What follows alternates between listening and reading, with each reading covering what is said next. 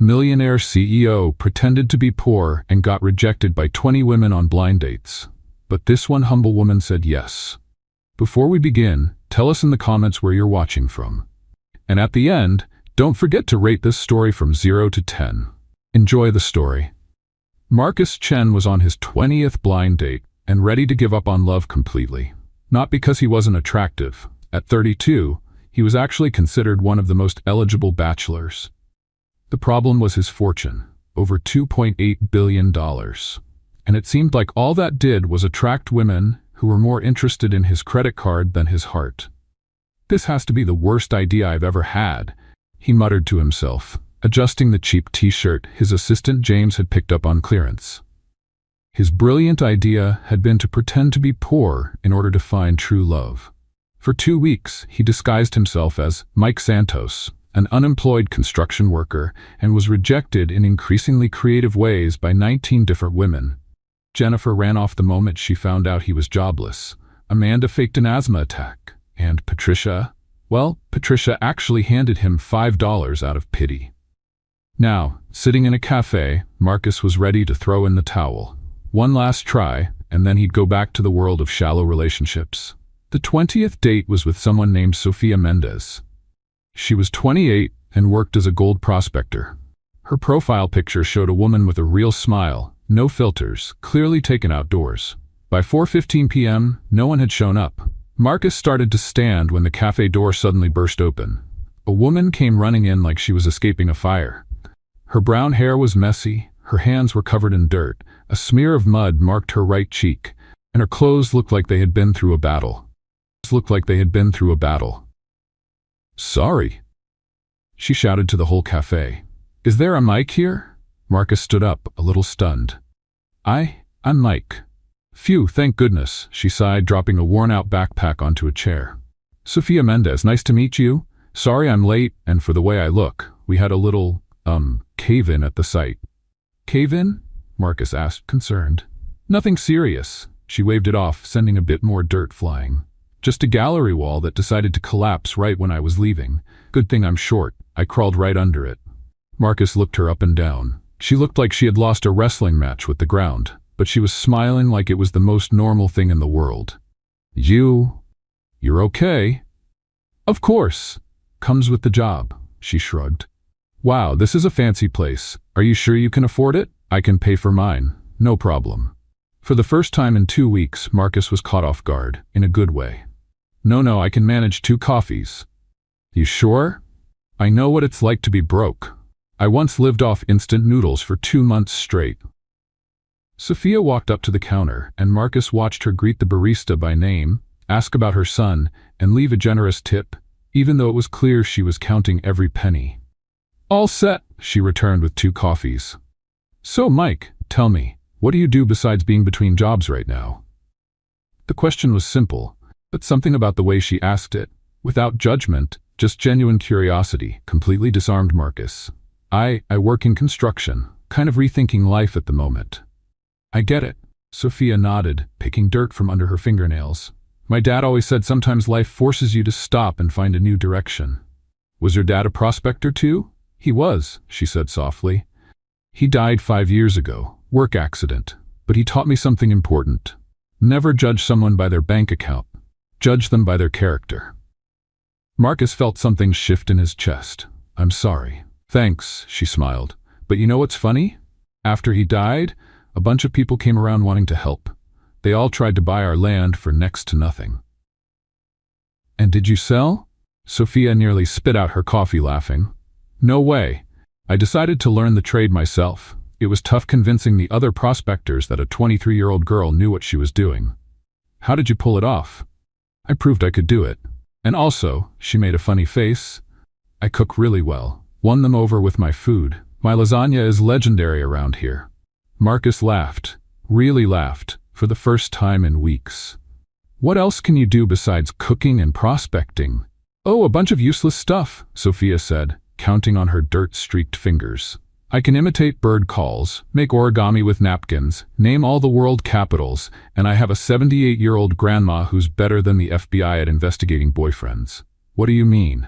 "Last week, she saw a man at the grocery store, thought he might be a good match for me and walked right up to him. She asked, "Do you have serious intentions with someone else's granddaughter?" Right there in front of everyone. Marcus burst out laughing. And what happened? The poor guy almost had a heart attack. But she got his phone number. Sophia said, making a face. "Now she's planning a casual dinner to introduce us. I'm gonna have to pretend I caught something contagious." They talked for 2 hours like old friends. Sophia shared funny stories about life at the mine, her matchmaking grandmother, and her dream of modernizing the small family business. For the first time in weeks, Marcus felt completely relaxed. He didn't have to impress anyone or make up stories. He could just be himself. "You're different from the other guys," Sophia said as they were getting ready to leave. "Different how?" "Most of them just talk about what they want to own. Cars, houses, status. You ask about things that really matter." Marcus smiled. "Maybe that's because you actually have interesting things to say." "Can I ask you something a little direct?" "Sure. Would you like to go out again? Maybe this weekend? I could cook for you. I promise it's better than diner coffee." Marcus's heart raced. After 19 rejections, someone finally wanted a second date. "I'd love to." "Great." Sophia stood up and slung her worn-out backpack over her shoulder. "Do you have a car or do you need a ride? My pickup's from 2010, but it runs just fine." Marcus hesitated for a second. His Porsche was parked 2 blocks away. "I have a car, thank you." "Perfect. Here's my address," she said, scribbling on a napkin. "Saturday at 7. And Mike?" "Yes? Come hungry. My lasagna puts people in a food coma." She walked out waving, and Marcus stood on the sidewalk, grinning like a fool. For the first time in 2 weeks, he felt truly happy. What he didn't notice was the woman across the street, dressed elegantly in sunglasses, who had just taken photos of the entire scene. Isabella Chen tucked her phone away with a cold smile. Her older brother was clearly up to something strange. And if Marcus wanted to pretend he was poor, she was going to find out exactly why. Saturday came faster than Marcus expected, and he found himself standing in front of the bathroom mirror, trying to decide whether he was nervous or excited. Probably both. "Mr. Marcus, are you sure you don't want me to go with you?" James asked for the 3rd time, straightening up the poor man clothes in the closet. "James, it's just a dinner, not a spy mission." "With all due respect, sir, after 2 weeks of pretending to be a construction worker, I'd say it's exactly a spy mission." Marcus sighed and put on a flannel shirt that cost less than the tip he usually left at restaurants. "This is different. Sophia is real." "Real?" "She's not interested in what I have. She doesn't even know what I have." James gave him a skeptical look. "And when do you plan to tell her?" "When the time is right," Marcus said, picking up the keys to the borrowed Honda Civic. Which could be never. Sophia's address took Marcus to a part of Dallas he had never been to. Small houses, older cars, tidy but modest yards. It felt like stepping into another world. Sophia's house was a light blue bungalow with a porch full of plants. Before Marcus could knock, she opened the door with a big smile. "Mike, right on time," she said, wearing a simple floral dress that made her look even more beautiful. "Come in. Come in. I hope you like lasagna because I made enough to feed a small army." The inside of the house felt cozy in a way Marcus's mansion never had. The furniture was old but well cared for, family photos lined the walls, and a wonderful smell was coming from the kitchen. "Wow, what a warm place," Marcus said sincerely. "Thank you. It's small, but it's mine. I inherited it from my grandmother when she moved to assisted living. She couldn't handle the stairs anymore, so—" Sophia gestured vaguely. "Now she lives in a 1-story house closer to the city. You take good care of her. She raised me after my parents died. It's the least I can do." Marcus felt silly for ever complaining about his own family issues. During dinner, they talked about everything. Sophia shared her plans to expand the mining operation, bring in more modern technology, and create jobs for the community. "Want to know my crazy dream?" she asked, serving him a second helping of lasagna. "I want to open a technical school here in the area. Teach people how to work with modern equipment, focus on safety, even basic management." "That's not a crazy dream," Marcus said. "It's a necessary one." "Do you really think so?" "Most people say it's a waste of time, that folks around here aren't cut out for that kind of thing." Marcus felt angry at whoever had said that. Those people are wrong. Completely wrong. Sophia smiled, and Marcus realized he was falling in love, truly, for the first time in his life. After dinner, they went out to the porch. The sky was clear, and Sophia pointed to the stars, sharing the stories her father used to tell about the constellations. "My dad used to say stars are like people," she said. "Some shine brighter, some are quieter, but they're all important to make the sky whole." He sounds like a wise man. He was. Also stubborn as a mule and sang in the shower so loud the neighbors could hear, she laughed. But he was the best man I ever knew.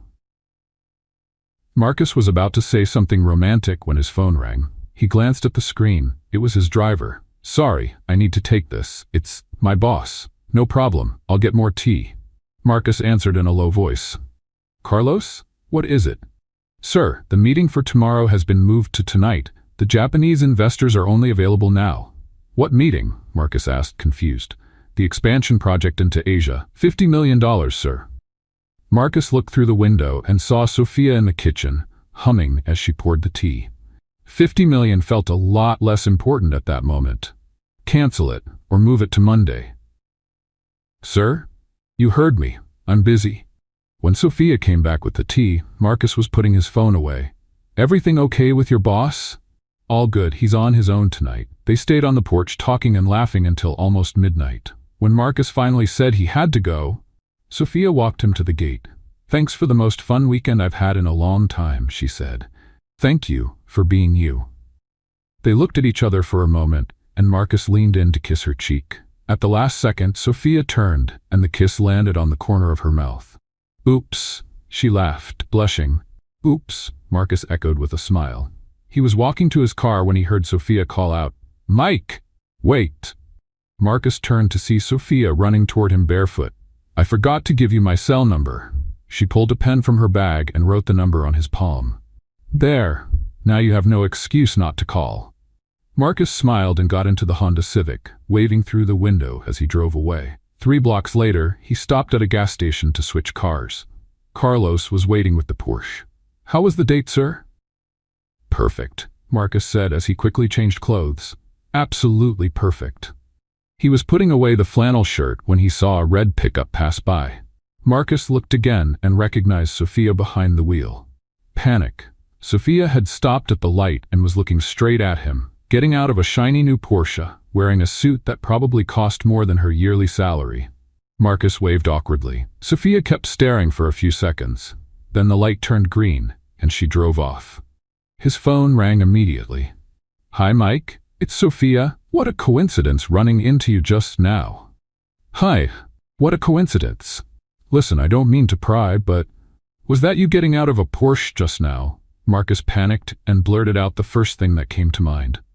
"Oh yeah, it belongs to my boss. I'm, his personal driver sometimes. You know, just to make some extra cash." "I see," Sophia said, though her tone had changed slightly. "And is your boss a nice guy?" "He's a complicated man. Very full of himself, you know? Rich, arrogant, thinks he's better than everyone." "Wow, that must be tough to work for someone like that." "It's not fun," Marcus admitted, hating every word, "but the pay helps." "Of course, we'll talk to you soon. It was nice hearing from you again." "You too." Marcus hung up and rested his forehead on the steering wheel. "Problem, sir?" Carlos asked. "Carlos, I just called myself a stuck-up jerk to the woman I'm in love with." "Interesting strategy, sir."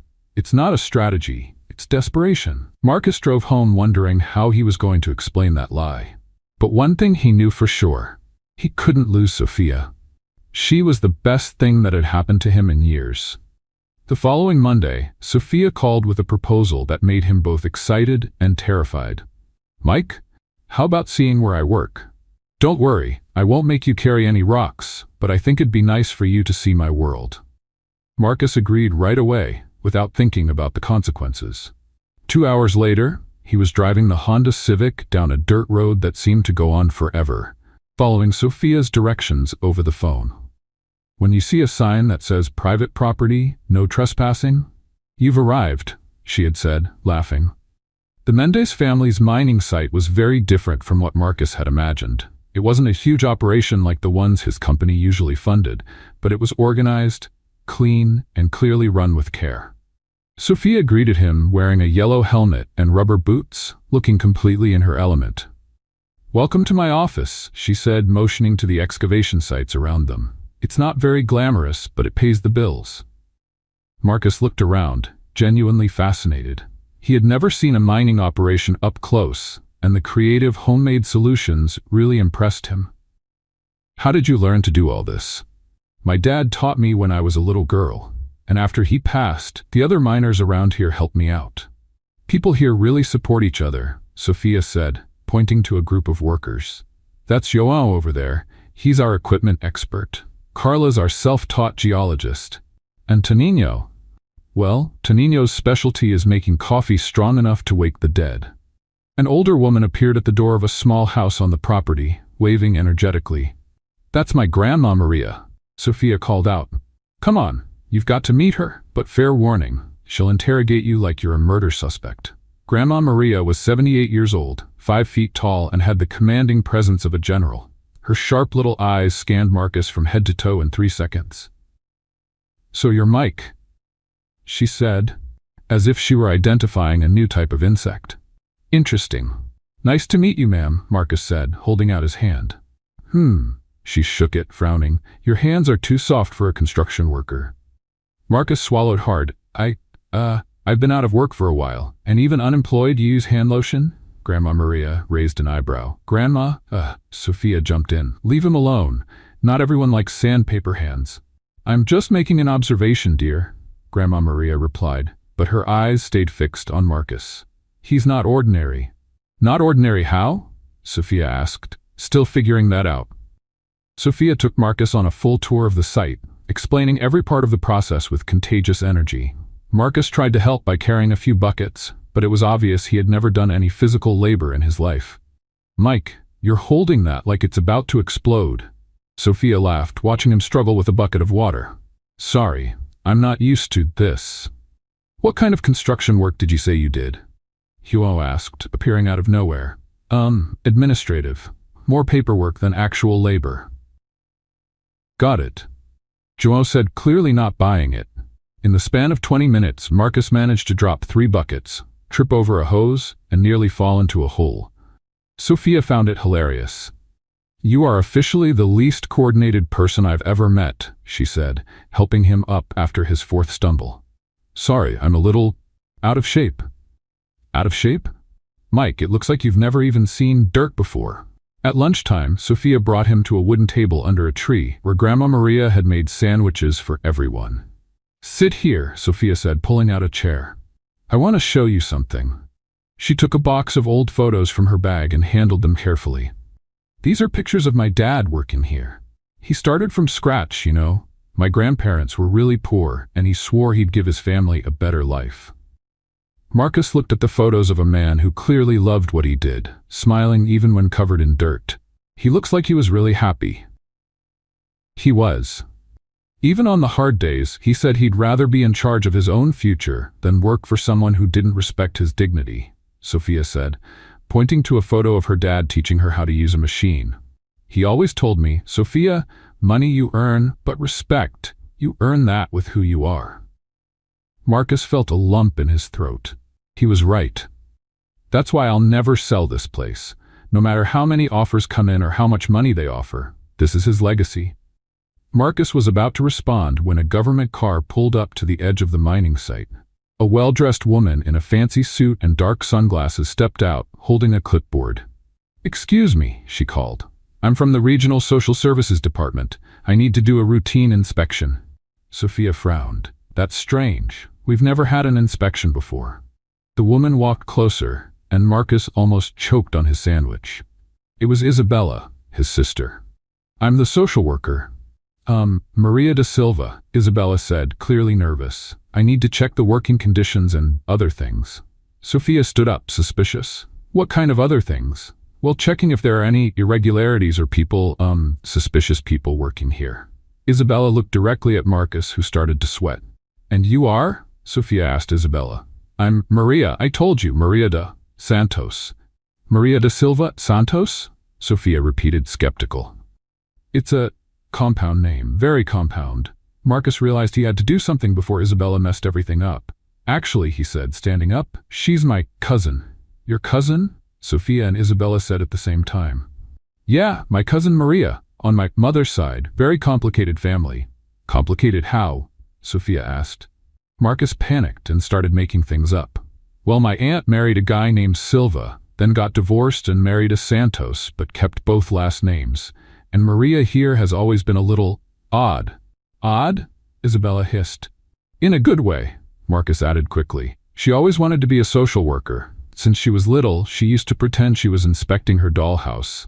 Sophia looked from Marcus to Isabella, clearly confused. And why do you two look alike? Genetics, Marcus and Isabella said together. Strong genetics, Marcus added. Very similar family. Grandma Maria, who had been watching the whole thing in silence, stood up and said dryly, Strange family, this one. Isabella stuck around for another 10 minutes, trying to keep up the act, but she was clearly out of her element. She finally made up an excuse about needing to inspect other places and left. Your cousin is interesting, Sophia said once Isabella was gone. Yeah, she's always been kind of different. And since when do social workers do inspections wearing designer high heels? Marcus looked at Sophia, who was smiling in a way that showed she knew something wasn't right. Yeah, she's always been a little too into appearances. Mike, Sophia said, stepping closer to him, do you want to tell me what's really going on? Marcus looked into her eyes and almost told her everything. Almost. Nothing's going on, just a crazy family being, well, crazy. Sophia studied him for a few seconds, then nodded. Okay, but just know, when you're ready to tell the truth, I'll be here. Marcus smiled, feeling even worse for lying to her. But one thing was clear. Isabella had found out where he was, and that could only mean trouble. Sophia stepped closer and kissed him softly, cutting off his confession. Mike, whatever it is you want to tell me, it can wait. Right now, I just want you to know you're not alone, okay? Marcus looked into her eyes and felt something break inside his chest. For the first time in his life, someone loved him without knowing who he really was. Sophia, would you like to be my girlfriend? I thought you'd never ask, she laughed, leaning into his arm. The next few days were the happiest of Marcus's life. For the first time, he experienced what a real relationship felt like, one without financial interest or social pressure. Sophia took him to places he had never been before, local markets, roadside diners, community festivals. Marcus discovered the simple joy of holding hands with someone who truly liked him. On their first weekend as a couple, Sophia took him fishing at a lake near the mining site. Have you ever gone fishing? She asked, setting up the rods. Not exactly, Marcus lied. He had gone fishing a few times on the family yacht, but that didn't count. It's relaxing. My dad used to bring me here when I was little. They spent the whole afternoon without catching a single fish, but Marcus didn't care. He was too busy watching Sophia tell stories, laugh at her own jokes, and make sarcastic remarks about his complete lack of skill with a fishing rod. Mike, you're holding that like it's a poisonous snake, she laughed when he almost got tangled in his own hook. Sorry, still learning. That's okay, it's fun watching you try. In their second week of dating, Sophia taught him how to make lasagna from scratch.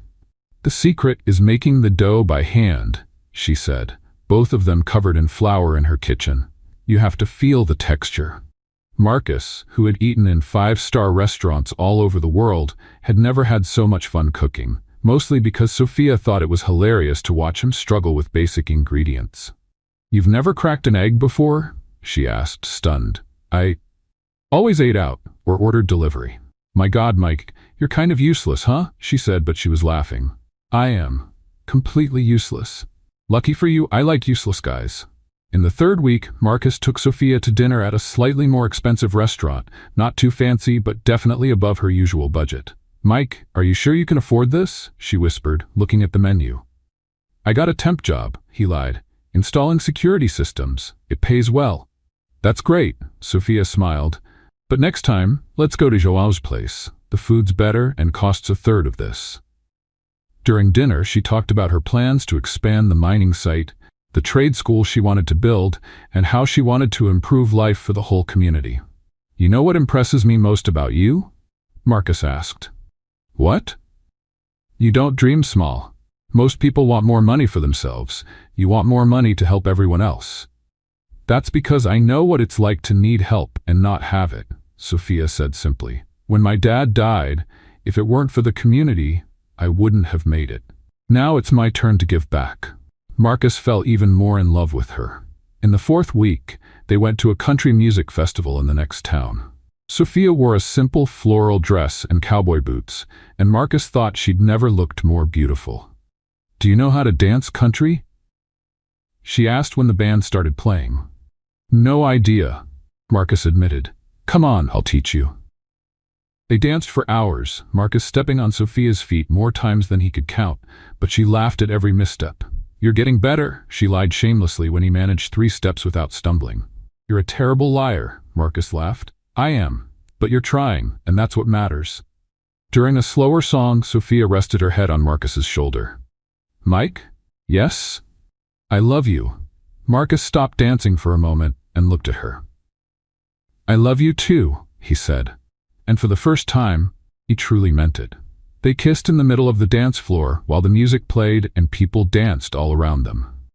Marcus had never been happier in his life. Meanwhile, across town, Isabella was in the office of a private investigator who had clearly seen better days. "So, Mrs. Chen, what exactly do you want me to look into?" asked Rodrigo Carvalho, a man in his 50s with a questionable mustache and a drawer full of empty beer cans. "My brother's acting very strange, pretending to be poor, dating some minor girl." "Aha!" Rodrigo wrote something down. "Classic midlife crisis." "It's not a midlife crisis. He's the CEO of Chen Industries. He can't go around pretending to be someone else." "Got it. You want me to follow him?" "I want you to find out everything about this Sofia Mendez, and I want detailed reports about where my brother goes, what he does, and who he talks to. That'll cost $3,000 a week." "I don't care about the price." A week later, Isabella received Rodrigo's first report. She opened it expecting useful information and found, "Confidential report. Subject Marcus Chen. Weekly notes, Monday, subject bought coffee at 3 different places. Possible caffeine addiction. Tuesday, subject stood in front of a clothing store for 20 minutes. Possible fashion identity crisis. Wednesday, subject talked to a lamppost. Possible schizophrenia. Thursday, subject seen entering a house with a woman. Suspicious activity confirmed. Friday, subject bought flowers. Very suspicious. Rich men don't buy flowers. Conclusion, subject has clearly lost his mind. Isabella called Rodrigo immediately. "What is this garbage?" "My professional investigation, ma'am. You wrote that my brother talked to a lamppost. I saw it with my own eyes. He stopped, talked to the post for 5 minutes, then walked away." "He was on the phone, you idiot." "Oh," Rodrigo paused. "That makes more sense." Isabella hung up the phone, ready to throw it against the wall. A few days later, Sophia was at the mining site, trying to understand why she'd been feeling strange for the past few days. First, it was mild dizziness at work. Then morning nausea she blamed on something she ate. But when she started feeling sick from the smell of coffee, her favorite drink, Grandma Maria asked the question Sophia had been avoiding. "Sophia, when was your last, Sophia froze and looked at her grandmother, her face going pale. "Grandma, you're not thinking."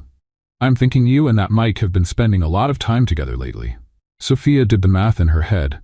They'd been dating for a month, and, oh my God. "You better make sure, dear." That afternoon, Sophia was at the pharmacy, holding a pregnancy test with trembling hands. "It's just a test," she whispered to herself. "It might be negative." Deep down, she already knew the answer. She knew her own body too well not to recognize the signs. While waiting in line at the pharmacy, Sophia thought about Marcus, about Mike. How would he react? They had only been dating for a month. It was way too soon for this kind of complication.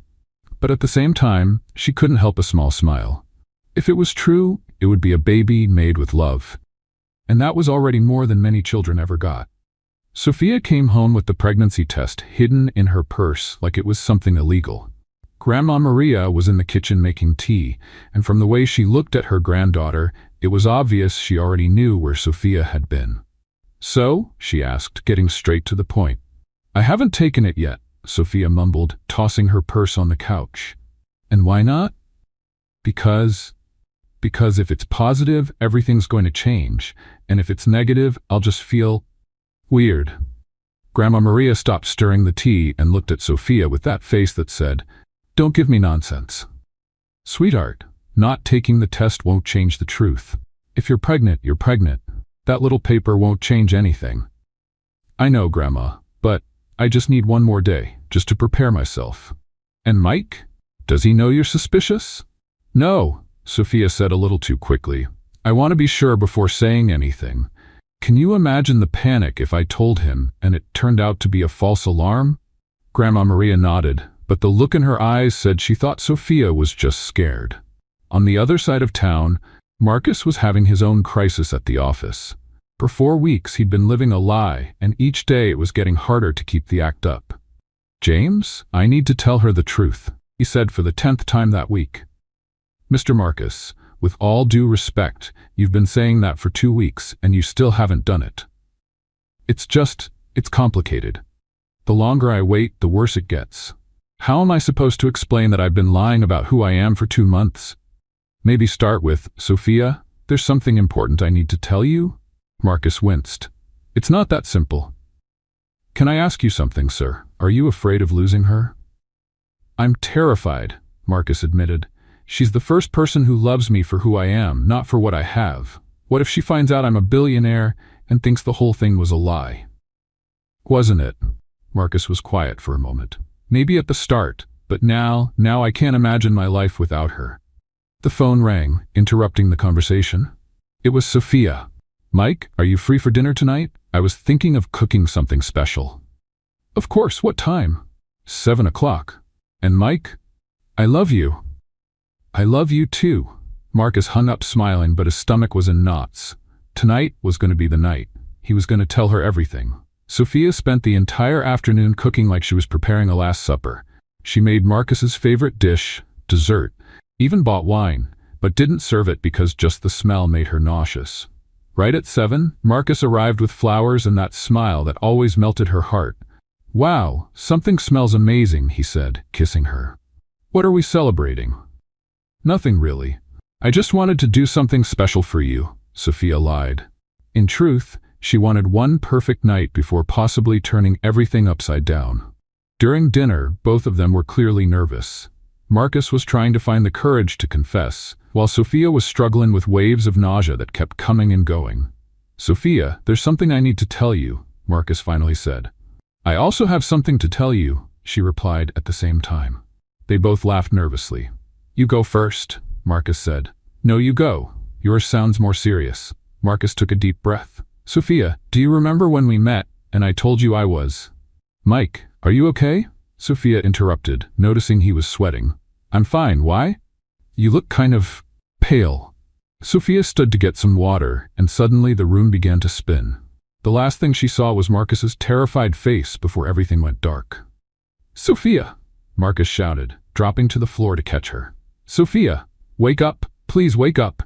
With shaking hands, he grabbed his phone and called emergency services. "Hello? I need an ambulance. My girlfriend passed out and she's not waking up." 10 minutes that felt like 10 hours later, the ambulance arrived. Marcus climbed in with her, holding her hand the entire ride. "Is she going to be okay?" he asked the paramedics every 30 seconds. "Sir, you need to stay calm. We'll get to the hospital and find out what's going on." At the hospital, Marcus paced the waiting room like a caged lion. When the doctor finally came out, he practically jumped on him. "How is she? What happened? Is she going to be okay?" "Calm down, sir." The doctor looked at his chart. "Mr. Santos?" Yes. How's Sophia?" "She's doing well. It was just a fainting spell caused by, well, congratulations. You're going to be parents." Marcus stood there in silence for a full 10 seconds. "What do you mean, parents?" "Your girlfriend is pregnant, around 6 weeks along. Fainting is common, especially if she hasn't been eating properly or is under stress." "Pregnant," Marcus repeated, like he was hearing a new word for the first time. "Can I see her?" "Of course. Room 304. She's awake and waiting for you." Marcus rushed up the stairs, his heart pounding so fast he thought he might pass out himself. When he entered the room, Sophia was sitting up in bed, pale but smiling nervously. "Hi," she said softly. "Hi," he replied, walking slowly toward her. "How are you feeling?" Pregnant, apparently, she said with a shaky laugh. Surprise! Marcus sat on the edge of the bed and took her hand. Sophia, are you upset? She asked quickly. Because I'd understand if you are. We've only been together a month and… Upset? Marcus cut her off. Sophia, I'm happy. Terrified, but happy. Really, I love you. And now, I'm going to love our baby too. Sophia started to cry, and Marcus pulled her into a hug, his heart pounding with a mix of love and fear. Mike, I was so scared to tell you. You never have to be scared to tell me anything, Marcus said, gently stroking her hair, ever. This should have been the moment he told her the truth. But looking at Sophia, pregnant and vulnerable in his arms, Marcus just couldn't. Not now. Across town, Isabella was in Rodrigo's office, finally getting some useful information. I found something interesting about your brother, Rodrigo said, laying out some photos. He's definitely dating the gold digger, and more than that, I found out he's using fake documents. What do you mean? The name Mike Santos doesn't exist. It's a completely made-up identity. Isabella gave a cold smile. Go on. There's more. I got access to his bank records. Over the last 2 months, he's spent less than $2,000. For someone who usually drops that in a night, that's very suspicious. So he really is pretending to be poor. Exactly. And from the way she looks at him in these photos, the gold digger has no idea who he really is. Isabella stood up, satisfied. Thank you, Rodrigo. You've done your part. The next morning, Isabella was waiting in Marcus's office when he walked in, still wearing rumpled clothes from the hospital. Isabella, what are you doing here? Waiting for my big brother to explain why he's pretending to be someone else. Marcus froze. I don't know what you're talking about. Mike Santos? Seriously, Marcus? That's the best fake name you could come up with? Isabella, don't lie to me. I know everything. The disguise, the gold digger, the whole act. Marcus sank into a chair. How did you find out? That doesn't matter. What matters is that you stop this nonsense right now. I'm not going to. Yes, you are. Because if you don't, I'll tell her who you really are. You wouldn't do that. Isabella gave him a cold smile. Try me. You have 48 hours to break up with her and come back to reality, or I'll tell her everything. Isabella, you don't understand. I love her. You love the idea of her. But her? She's in love with a man who doesn't exist. That's not true, isn't it? Then tell her who you really are. Call her right now and say you're a billionaire. Let's see how long this true love lasts. Marcus stayed silent, because deep down he knew Isabella had a point. Sophia had fallen for Mike Santos, not Marcus Chen.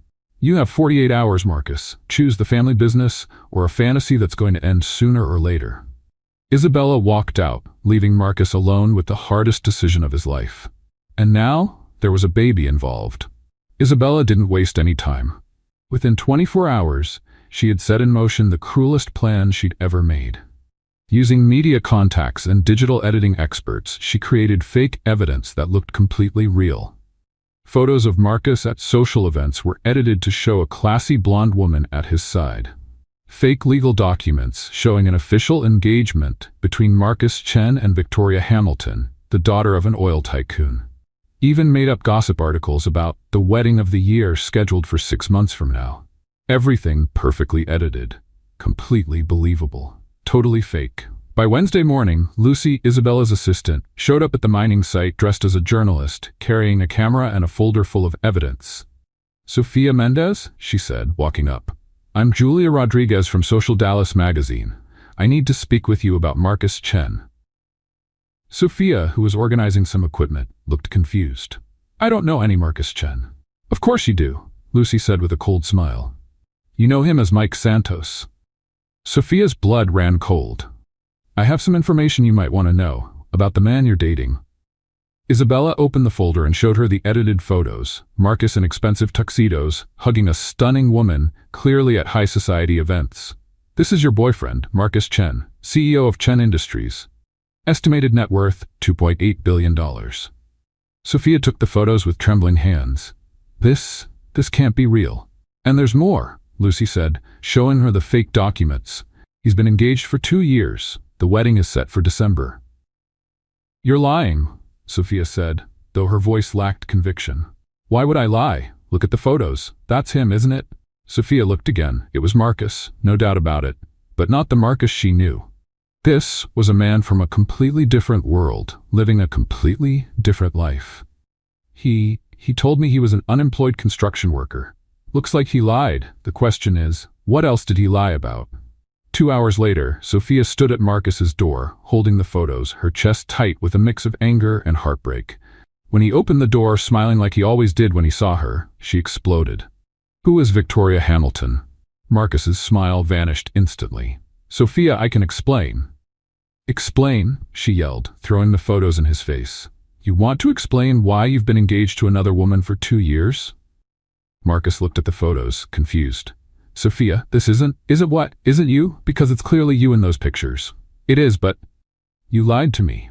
Sophia was crying now, the pain and anger spilling out. "You made up your whole life. An unemployed construction worker? Mike Santos? All lies." "Sophia, please, let me explain. Those photos aren't—" "And I'm pregnant," she shouted. "I'm pregnant by a man who doesn't even exist." Marcus tried to step closer. "Sophia, please listen." "No," she pulled back. "Don't touch me. You're engaged to someone else. You've been hiding a whole life from me." "I'm not engaged. Those pictures are fake." "Fake?" Sophia laughed bitterly. "Of course you'd say that. What else is fake? Your feelings for me too?" "Never," Marcus shouted back. "My feelings are the only real thing in this entire mess." "How am I supposed to believe anything you say? You lied about everything." Sophia started walking toward her truck, Marcus following her. "Sophia, please, let me explain. Those photos were edited. I never—" "Enough, Marcus." She stopped and looked at him, tears in her eyes. "Or Mike, or whatever your real name is. I can't take any more lies. My name is Marcus, and I'm the same man you love." "You think so?" Sophia gave a sad laugh. "Because the man I love never existed. It was all something you made up." She got in the truck and Marcus knocked on the window. "Sophia, please, think about our baby." Sophia lowered the window just a bit. "Our baby will grow up knowing the truth, unlike his mother, who was foolish enough to believe in fairy tales." She drove away, leaving Marcus standing alone on the street, heartbroken. Isabella had watched everything from a distance, smiling with satisfaction. When Marcus returned home, she was waiting in the living room. "Looks like you won't need the full 48 hours, she said calmly. "You did this?" Marcus shouted. "You planted those fake photos. I just sped up the inevitable. She would have found out eventually." "Isabella, you destroyed the only good thing I had in my life. I saved our company from the shame of having a CEO married to an uneducated gold digger." Marcus looked at his sister with so much hatred, she stepped back. "Do you know what you just did?" he said, his voice dangerously calm. "You just lost your brother." "Marcus, don't be dramatic. I'm resigning. From the company, from the inheritance, from all of it, and I'll spend the rest of my life trying to win back the woman I love." "You can't do that." "Yes, I can, and I will." Marcus went upstairs, leaving Isabella alone, slowly realizing that her so-called victory may have cost far more than she ever imagined. Marcus didn't sleep for 3 days. After officially resigning from Chen Industries, sending Isabella into a full panic, he packed his things and went straight to the mining community where Sophia lived. But when he arrived, it was clear he wasn't welcome. "You're the jerk who lied to our Sophia," said Joao, standing in front of the entrance with his arms crossed. "Joao, I need to talk to her. I need to explain." "Explain what? That you're a rich liar who played with her heart?" Marcus looked around and saw that other workers had joined Joao. They were all glaring at him with hostility. "Please, just 5 minutes." "You're not welcome here," said Carla, the geologist. "Sophia cried for 2 days straight because of you." "She told you everything?" "She said the man she loved didn't even exist. That it was all a lie. That she's pregnant with a ghost." Marcus felt like a knife had been driven through his chest. "Where is she?" "Working. Even though she's pregnant and heartbroken, she's working. Unlike some spoiled rich boys, she has responsibilities." Marcus managed to get around the group and found Sophia in a more remote area of the mining site, operating a sediment sifting machine. Even from a distance, he could see she looked thinner, pale, but working with the same determination as always. She was pregnant with his child and still working hard under the burning sun. Marcus hid behind some trees and watched her for an hour. Every now and then, Sophia would stop to rest, gently placing her hand on her still small belly, then go right back to work. Her expression was focused, just like he remembered, but there was deep sadness in her eyes. "Admiring your work?" a cold voice said behind him. Marcus turned and saw Grandma Maria, arms crossed, with a look sharp enough to kill. "Mrs. Maria, save it. You're a coward who played with my granddaughter like she was a toy." "That's not true. I love her." "Love?" Grandma Maria let out a bitter laugh. "You call that love?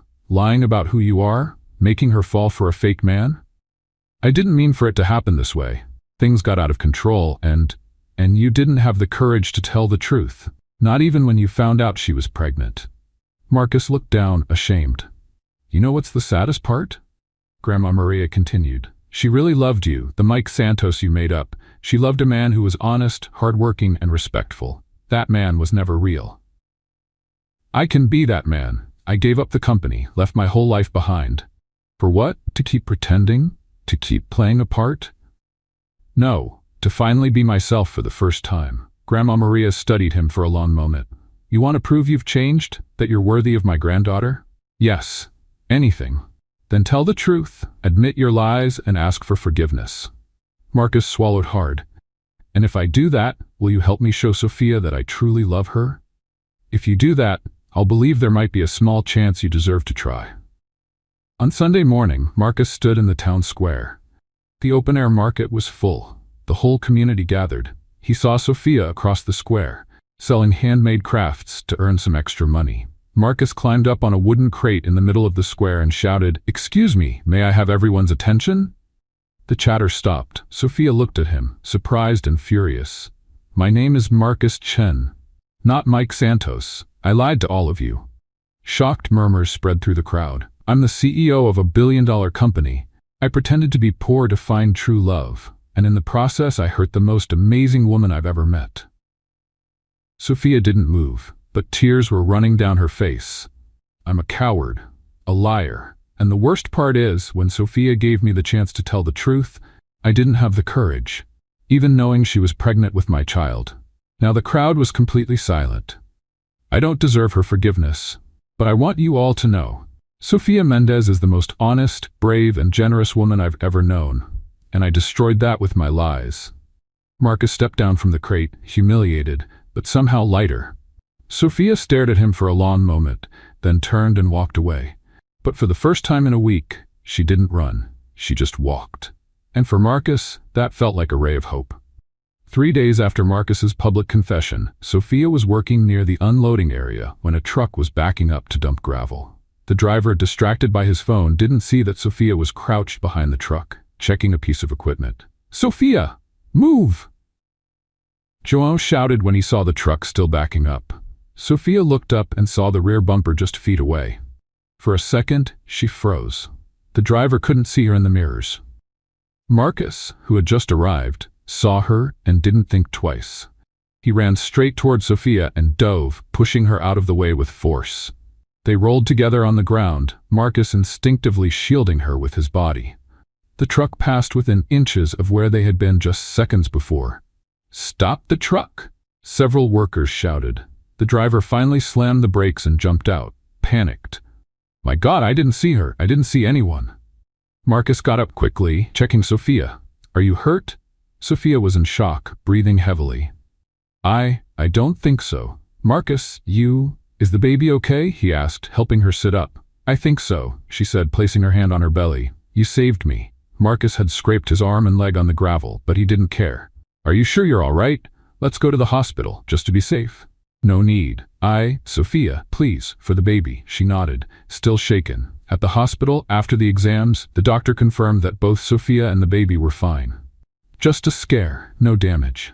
"You were lucky," the doctor said, "but it's a good idea to stay for observation a few hours, just to be sure." When they were alone in the room, Sophia looked at Marcus, curious why he was there. "Why were you at the mining site?" "I was hoping for a chance to talk to you." "Marcus, I know you asked me to leave, but I couldn't. I couldn't walk away knowing you're pregnant and maybe never see you again." Sophia sighed. "Marcus, I need to ask you something, and I want the full truth this time. Anything. Why did you really pretend to be poor? And don't give me some rehearsed answer. I want to know what was really going through your mind." Marcus sat in the chair next to the bed. Because I felt like a ghost in my own life. What do you mean? Sophia, have you ever thought about what it's like to never know if people truly liked you? Since I was a kid, I only saw interest in people's eyes when they found out my last name. Friends who used me to impress their parents, girlfriends who changed completely when they saw my house. And you thought it would be the same with me? I was afraid it would be. Because you are too perfect to be true. A beautiful woman, smart, with character, who cares about people. I thought, if she finds out I'm a billionaire, she'll start acting different, like all the others. Sophia studied him. And when did you realize you were wrong? The moment you offered your savings when you thought I was in trouble. No woman in my life ever cared if I had enough money for anything. You worried if I could even pay for a coffee. And yet you kept lying. Because I panicked.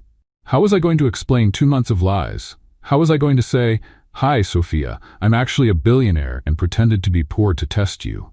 It sounded horrible even in my head. Sophia was quiet for a few minutes.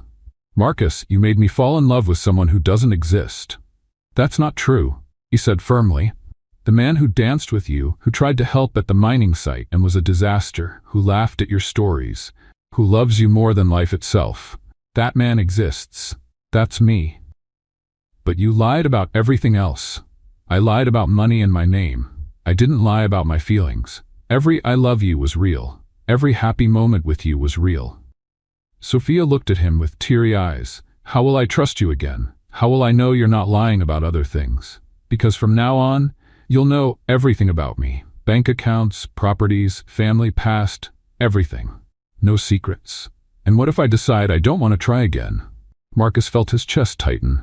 Then I'll respect that. But Sophia, our child deserves a father who is present. Even if you don't want me as a husband, let me be a dad. Sophia rested her head on the pillow, emotionally exhausted. I need time to process all of this. How much time do you need? I don't know. It could be weeks. It could be months. Maybe I'll never fully forgive. Marcus nodded, trying to hide his pain. I'll wait as long as it takes. And what if I decide I want you to stay away? Then I'll respect your choice. But I'll always be here for you and our child if you ever change your mind. Sophia looked at him for a long moment. Why did you risk getting hurt to save me today, after everything that happened? Because I love you, Marcus said simply. And because I'd rather die than see anything happen to you or our baby. Even knowing I might never forgive you? Even so, my love for you doesn't depend on you loving me back. Sophia closed her eyes, tears quietly falling. Marcus, I need you to leave now. I need to be alone to think. Marcus stood and walked toward the door. Sophia? Yes? Thank you for giving me the chance to tell the truth, and I'm sorry for everything. I know, she whispered. I'm sorry too for both of us. Marcus left the room with a broken heart, but knowing he had finally been completely honest with the woman he loved. 2 weeks after the accident, Marcus made the most radical decision of his life. He met with his lawyers and, against all advice, signed papers that changed everything. Mr. Chen, are you sure about this? Asked Dr. Harrison, his lawyer for 15 years. Once you sign, there's no turning back. I'm absolutely sure, Marcus said, initialing the last page. I want 80% of my fortune to go to a fund for underprivileged communities, focusing especially on technical education and rural development. And the other 20%? That stays in a separate account for my son's upbringing. Sophia will manage it until he turns 18. And your sister? She won't accept this quietly. Marcus sighed. Isabella has already shown what she's capable of. I'm ready for the consequences. The news exploded across Dallas business media. Billionaire heir gives up fortune. Marcus Chen donates billions to charity. CEO abandons family empire. Isabella saw the news in the Chen Industries office and exploded with anger. He's completely lost it, she shouted at the company lawyers. I have to stop him before he destroys everything our family built. Mrs. Chen, technically he has the legal right to do this. He's not mentally fit. Isabella interrupted. File a lawsuit questioning his mental sanity. No one in their right mind donates billions to a minor. Dr. Peterson, the company's senior lawyer, hesitated. Isabella, this is risky. If we lose, we won't lose. Gather evidence. Erratic behavior. lies, pretending to be someone else for months. Any judge will see he wasn't in a condition to make financial decisions. Sophia heard the news on the television. She was in her grandmother Maria's kitchen drinking tea when the local news started talking about Marcus. In a surprising decision, businessman Marcus Chen announced today he is donating most of his fortune to social projects focused on education and rural development. The reporter said as they showed footage of Marcus leaving the law office. Sophia almost dropped her cup. "Grandma, are you seeing this?" Grandma Maria moved closer to the TV. "That boy really went crazy in love with you." Chen said the fund will mainly be used to build technical schools in poor communities, exactly the kind of project his ex-girlfriend, Sofia Mendez, always dreamed of developing. The reporter continued. Sophia felt her chest tighten. Marcus was literally giving away his fortune to make her dreams come true. Sources close to the family reveal that Chen's sister, Isabella, is challenging the decision in court, claiming mental incompetence. "He's going to lose everything," Sophia whispered. "No," Grandma Maria said wisely. "He already lost what mattered most to him. Now he's trying to do something worthwhile." In the following days, the legal case became a media circus. Isabella presented evidence of Marcus's erratic behavior, lies about his identity, abandoning the company, irrational financial decisions. Marcus did not contest any of it. He showed up in court wearing simple clothes without expensive lawyers, defending himself. "Your Honor," he said to the judge, "I know my actions may seem irrational to those who value money above all else, but for the first time in my life, I am making decisions based on what is right, not what is profitable." "Mr. Chen," the judge asked, "are you aware you are giving up billions of dollars?" "I am, and I would do it again. Money has never made me happy. I hope it can bring dignity and opportunities to people who really deserve it." Sophia watched everything on TV crying. Grandma Maria sat beside her, watching her granddaughter. "He's doing this for you, you know," the elder said softly. "He's destroying himself for me," Sophia answered. "No, he's rebuilding himself. He's becoming the man you saw in him from the start." "But Grandma, what if I can't forgive him? What if it's too late?" Grandma Maria turned to Sophia with that wise look only older people have. "Child, in my 78 years I've learned one thing. True love is rare. Rarer than gold, more precious than diamonds. That boy is literally giving everything he has to prove he loves you." "But he lied to me." "Yes, he lied, and he's paying the price. But look at him now." Grandma Maria pointed at the TV. "He's risking everything, standing up to his own family, being humiliated in public. That's not the behavior of a liar. That's the behavior of a man in love trying to make things right." Sophia touched her belly, where the baby was growing. "What if he hurts our baby like he hurt me?" "Child, everyone makes mistakes. The question is, did he learn from his? Because from what I see, that man is not the same who lied to you. He has changed." Sophia looked at the television, where Marcus was leaving the courthouse under a shower of camera flashes and harsh questions. He looked tired, but determined. "What do you think I should do, Grandma?" "I think you should go talk to him. Not to forgive right away, but to see with your own eyes who he has become. That baby deserves to know his father. And you deserve an honest answer about whether you still love that man." Sophia sighed, knowing her grandmother was right. "What if it's too late? What if he gives up on me?" Grandma Maria smiled. "Dear, did you see that man on TV? He won't give up on you, not even if he lives 100 years. The question isn't if he still loves you. The question is if you still love him." Sophia closed her eyes, feeling the baby move inside her. Deep down, she already knew the answer. The question was if she had the courage to admit it.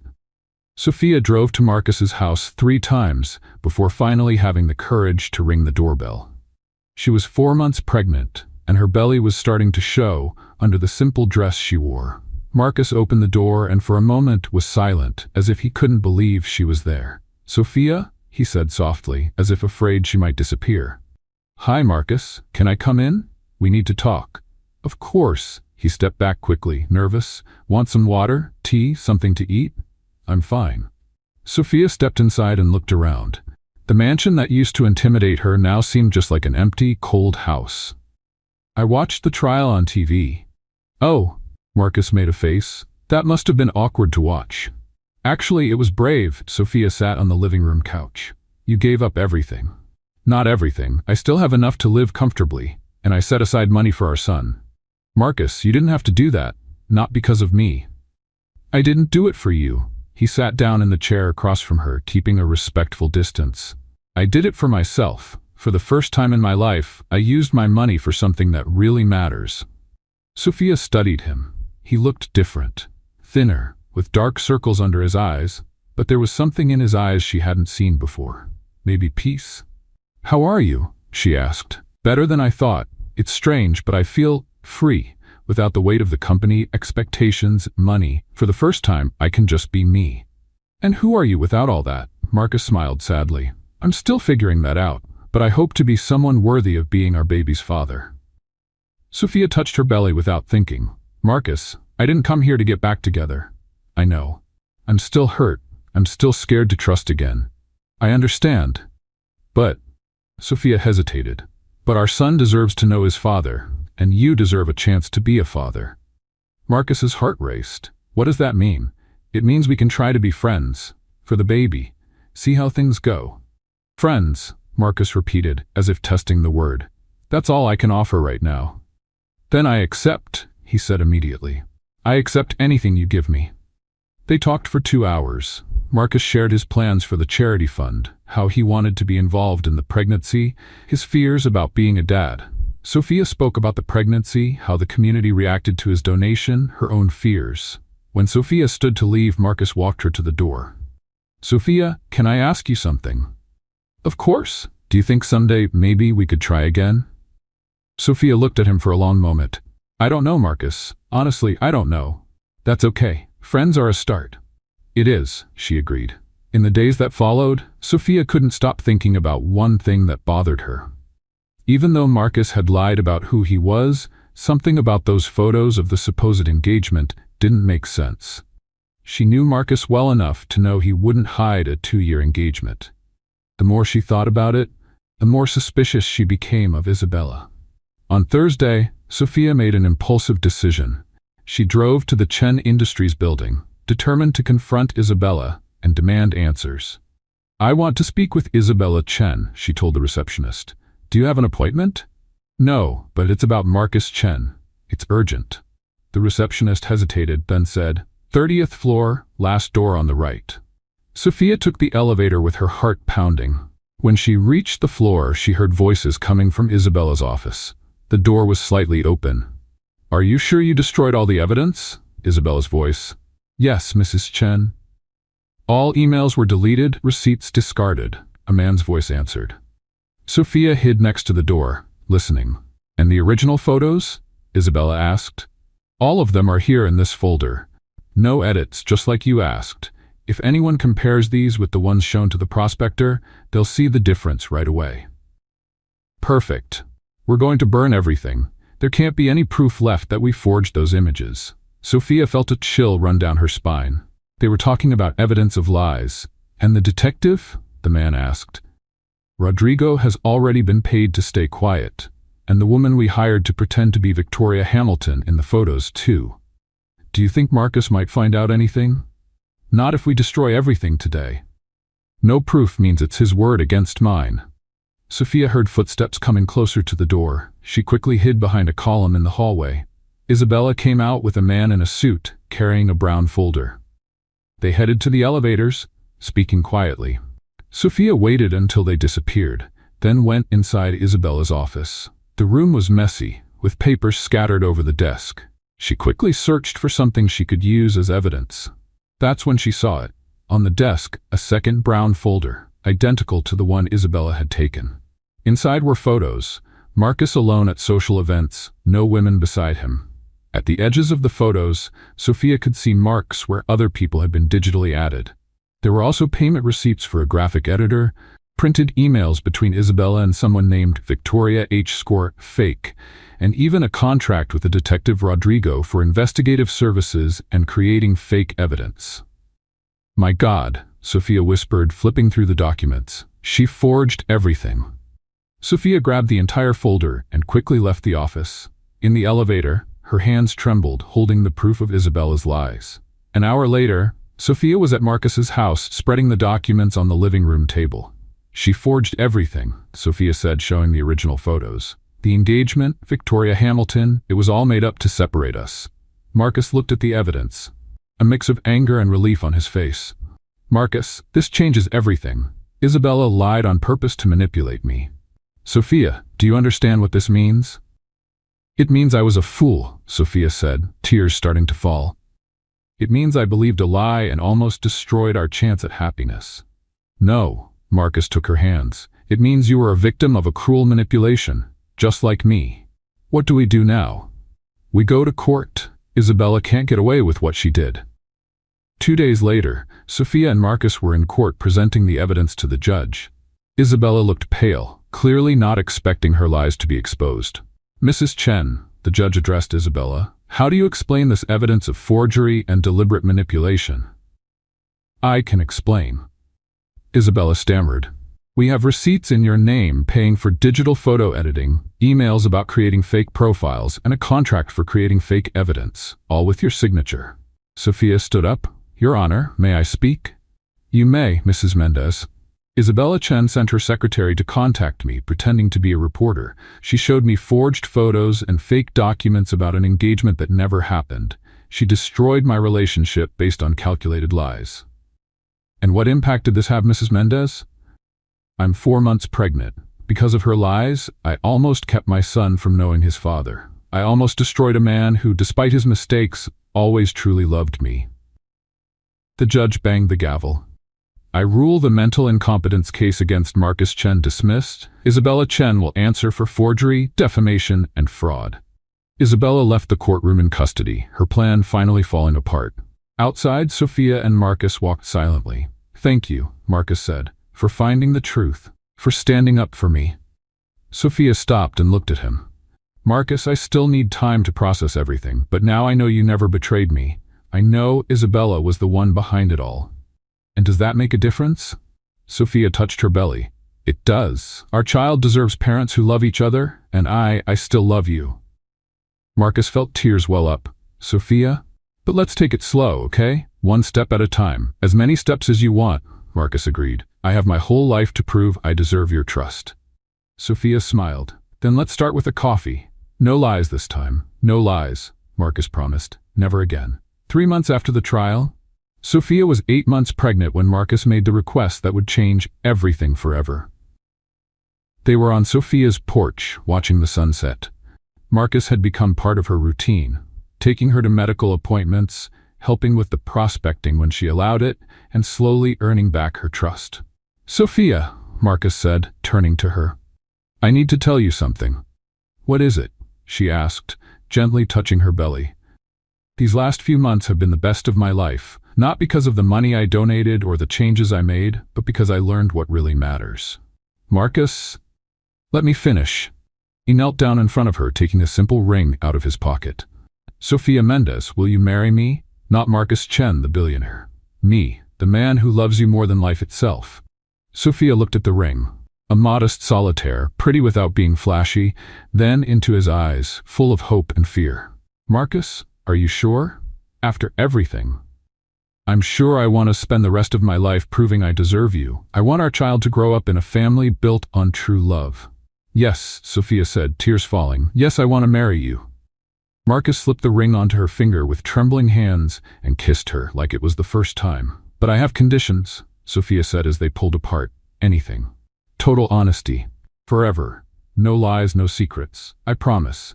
A simple life, no showiness. I promise. And our child will learn the value of simple things. I promise it all. Marcus kissed her again. I love you, Sophia. The real Marcus loves you. The wedding took place 2 weeks later, a touching ceremony at the community church. Sophia, 9 months pregnant, wore a simple dress that showed her natural beauty. Marcus stood at the altar, nervous but glowing. Do you, Sophia, take Marcus Chen to be your husband, to love and respect him in sickness and in health, in wealth and in poverty? The pastor asked. Yes, I do, Sophia said, her eyes shining. And you, Marcus, do you take Sophia to be your wife, promising to honor and protect her every day of your life? Yes, I do, Marcus said, his voice choked with emotion. I now pronounce you husband and wife. You may kiss the bride. The kiss was long and passionate, sealing not only their marriage, but the triumph of true love over all lies and manipulation. 5 days after the wedding, Sophia went into labor in the middle of the night. "Marcus!" she shouted from the bed. "It's time!" Marcus woke up in total panic. "Now, what do I do?" "Take a deep breath and get me to the hospital." On the way, Marcus drove like crazy, talking nonstop to calm himself more than Sophia. "It's going to be okay. It's going to be okay. It's going to be okay." "Marcus!" Sophia yelled through a contraction. "Stop talking and drive." At the hospital, after 8 hours of labor, Miguel was finally born. When the doctor placed the baby in Sophia's arms, silence filled the room. "Look at him, Marcus," Sophia whispered, tears falling. "Our son." Marcus touched Miguel's tiny face, completely overwhelmed. "He's perfect. Absolutely perfect." "Hi, Miguel," Sophia murmured. "I'm your mommy, and this crybaby here is your daddy." "And I promise you, my son," Marcus said, his voice breaking with emotion, "I will always tell you the truth. I will always protect you, and I will always love your mother more than anything." Miguel opened his eyes for the first time and looked straight at his father. Marcus broke down in tears. "He looked at me, Sophia. Our son looked at me." "He knows you're his dad," Sophia smiled. "He knows he is loved." 2 weeks later, while they were at home adjusting to their new routine, they got an unexpected visit. Isabella showed up at the door, thin and humble, very different from the proud woman she had been months ago. "Can I come in?" she asked hesitantly. "I know I don't deserve it." But Sophia looked at Marcus, who nodded. "Isabella," Marcus said, "what do you want?" "I came to apologize from the heart and to meet my nephew." "Isabella, you almost destroyed our family," Sophia said, but without anger in her voice. "I know, and I'll carry that guilt for the rest of my life." Isabella stepped closer to the crib where Miguel was sleeping. "But looking at him, at both of you, I understand now what true love is." "And what do you plan to do now?" Marcus asked. "Rebuild my life, from scratch. No lies, no manipulation. I've learned that money without love is worth nothing." Sophia stood up and, to everyone's surprise, hugged Isabella. "I forgive you," she said. "Not for what you did, but because everyone deserves a second chance." Isabella cried in Sophia's arms. "Thank you. I don't deserve it, but thank you." "Miguel will need an aunt," Sophia said, stepping back. "If you're willing to be a better person." "I am," Isabella promised. "I swear I am." 6 months later, on a Sunday afternoon, the family was gathered on the porch. Sophia was nursing Miguel while Marcus read the news about the foundation's projects he had started. "The first technical school will open next week," he said. "It will help more than 200 families in the area." "Your dad would be proud," Sophia told Miguel. "He's changing the world, one project at a time." Grandma Maria arrived carrying a pie. "How are my boys?" "Happy, Grandma," Sophia smiled. "Completely happy." Isabella showed up next, bringing a gift for Miguel. Over the last few months, she had become a constant and welcome presence in the family. "How's my favorite nephew?" she said, making faces at the baby. "He's your only nephew," Marcus laughed. "Then he's definitely the favorite." Isabella joked. Watching his family, beautiful and happy Sophia, healthy growing Miguel, Isabella becoming a better person, Grandma Maria smiling, Marcus remembered the time he pretended to be Mike Santos, desperate to find true love. "What are you thinking about?" Sophia asked, noticing his distant look. "I'm thinking it was worth it," Marcus said. "Every lie, every pain, every mistake, it was all worth it to get here. Even the bad parts, especially the bad parts, they taught me the value of what I have now." Sophia leaned in and kissed him gently. "I love you, Marcus Chen, the real Marcus Chen. And I love you, Sophia Chen," he replied. "Forever." Miguel chose that moment to give his first little laugh, as if he understood he was part of the most beautiful love story in the world. And so, on a simple porch of a simple home, with a family that had almost been destroyed by lies, but was rebuilt with truth, Marcus finally found what he had always been looking for. True love, genuine happiness, and the certainty that sometimes you have to lose everything to discover what really matters. What did you think of Marcus and Sophia's story? Leave your thoughts in the comments. Rate this story from 0 to 10.